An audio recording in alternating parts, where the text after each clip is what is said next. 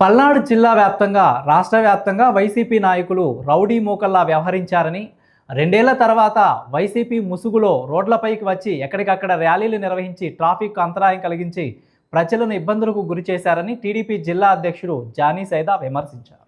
కార్యకర్తలకు డబ్బులు మద్యం ఇచ్చి ర్యాలీలు నిర్వహించారని ఆరోపించిన ఆయన, ఈ చర్యలకు సోమవారం నిర్వహించే తమ ర్యాలీ ద్వారా ప్రజాస్వామ్యబద్ధంగా సమాధానం చెబుతామని పేర్కొన్నారు.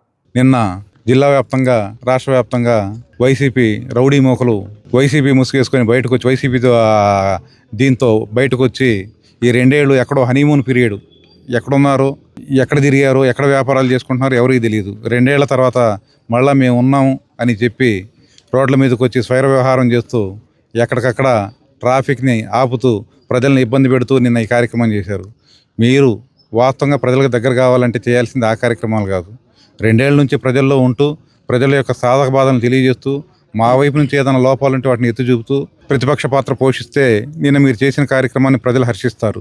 అలా కాకుండా రెండేళ్ళు మీరు ఎక్కడెక్కడో వ్యాపారాలు చేసుకుని ఎక్కడెక్కడో తిరిగి నిన్న వచ్చి మళ్ళీ మేము కూడా బతికే ఉన్నాం, మమ్మల్ని కూడా ప్రజలు గుర్తించాలని కార్యకర్తలకు మందు పోపించి డబ్బులు ఇచ్చి హెడ్ క్వార్టర్ నియోజకవర్గ కేంద్రాలకు తీసుకొచ్చి వాళ్ళని ఏదో ఒక బల ప్రదర్శనలాగా చూపి మీరైతే ఏం సాధించలేరు. రేపు మేము నరసరావుపేటలో జరపబోయే ర్యాలీ ద్వారా, నరసరావుపేటలో జరపబోయే సభ ద్వారా మీ అందరికీ ఆ సభతోనే సమాధానం చెబుతామని ఈ మీడియా ముఖంగా తెలియజేసుకుంటున్నాం.